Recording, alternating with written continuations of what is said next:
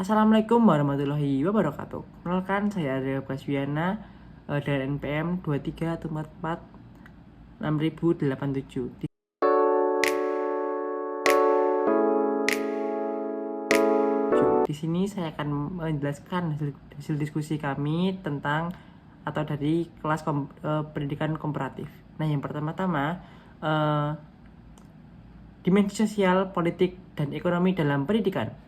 Pertama-tama kita akan bahas dulu tentang 3 dimensi penting, yaitu sosial, politik, dan juga ekonomi. Dalam dimensi sosial, pendidikan dipengaruhi oleh nilai norma, budaya, dan struktur sosial. Misal, di masyarakat yang menghargai pendidikan tinggi, biasanya akses dan kualitas pendidikan lebih baik. Dari sisi politik, kebijakan pemerintah berpengaruh besar, contohnya dalam program wajib belajar dan anggaran pendidikan yang ditentukan negara. Sedangkan dalam dimensi ekonomi, kondisi keuangan negara maupun individu menentukan kualitas pendidikan, jumlah guru, dan juga kesempatan belajarnya. Bagian kedua, teori-teori pendidikan. Nah, yang pertama ada teori human resource. Pendidikan atau bisa disebut pendidikan sebagai investasi sumber daya manusia untuk meningkatkan produktivitas dan kemajuan ekonomi. 3. Teori modernisasi atau bisa disebut pendidikan membantu masyarakat bergerak dari tradisional ke modern dengan memperkenalkan nilai baru. 3. Teori struktural fungsional atau bisa disebut pendidikan berfungsi menjaga stabilitas dan keteraturan sosial. Yang keempat, teori mobilitas sosial. Itu adalah pendidikan sebagai alat untuk memperbaiki status sosial seseorang. Kelima, teori alokasi atau disebut pendidikan mengalokasikan individu ke dalam posisi dan pekerjaan tertentu. Yang terakhir, teori legitimasi. Pendidikan memperkuat dan mengeliminasi struktur sosial yang ada. Nah, bagian ketiga itu adalah pola penyelenggaraan pendidikan di beberapa negara. Nah, kalau kita lihat nih secara global, pola penyelenggaraan pendidikan di tiap negara itu berbeda. Misalnya nih, di Finlandia menekankan keseimbangan antara pembelajaran dan kehidupan pribadi dengan jam belajar yang lebih pendek dan juga pendekatan yang lebih humanis. Sedangkan di Jepang, pendidikan lebih menekankan kedisiplinan, kerja keras, dan juga kolektivitas. Amerika Serikat sendiri lebih menekankan kebebasan berpikir dan keberagaman dalam pendidikan. Setiap pola ini dipengaruhi oleh budaya, politik, dan juga kebutuhan ekonomi negara masing-masing. Selanjutnya, pengembangan pendidikan dan dimensi kehidupan masyarakat.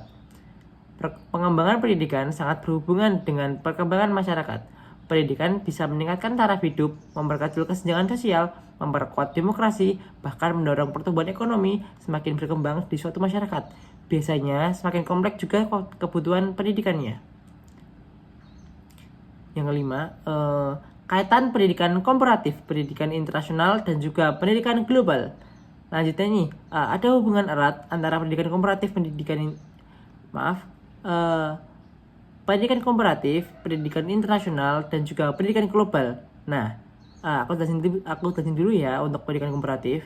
Nah, pendidikan komparatif itu adalah membandingkan sistem pendidikan antar negara untuk memahami kelebihan dan kekurangannya. Yang selanjutnya ada pendidikan internasional, fokus pada program pertukaran ataupun kolaborasi antar negara dan studi lintas budaya. Yang terakhir adalah pendidikan global. Nah, di sini adalah membekali siswa dengan kesadaran tentang isu-isu dunia seperti keberlanjutan, keperdamaian, dan juga hak asasi manusia. Nah, bagian ke-6 ada perkembangan kurikulum dalam sistem pendidikan di Indonesia. Nah, kalau di Indonesia sendiri kurikulum terus berkembang mengikuti perubahan zaman. Nah, yang terdahulu nih ada kurikulum 1947 yang berfokus pada pendidikan karakter pasca kemerdekaan. Selanjutnya adalah kurikulum 1975 yang menekankan pada tujuan instruksional hingga kurikulum 2013 yang berbasis kompetensi. Nah, saat ini kita mengenal kurikulum merdeka yang lebih fleksibel dan juga mengutamakan kompetensi dasar dan berfokus pada minat serta bakat siswa. Nah, jadi dari semua pembahasan ini kita dapat lihat nih bahwa pendidikan itu dinamis, dipengaruhi oleh berbagai faktor, sosial, politik, ekonomi, bahkan budaya global. Semua perkembangan ini penting untuk menciptakan sistem pendidikan komparatif yang lebih baik, adil, relevan, dan siap menghadapi tantangan dunia modern. Terima kasih setelah menonton video ini. Sekian dari saya. Salam hormat untuk Pak Taufik Muhtaram PSD MPD yang menjadi dosen pengampu saya. Terima kasih. Wassalamualaikum warahmatullahi wabarakatuh.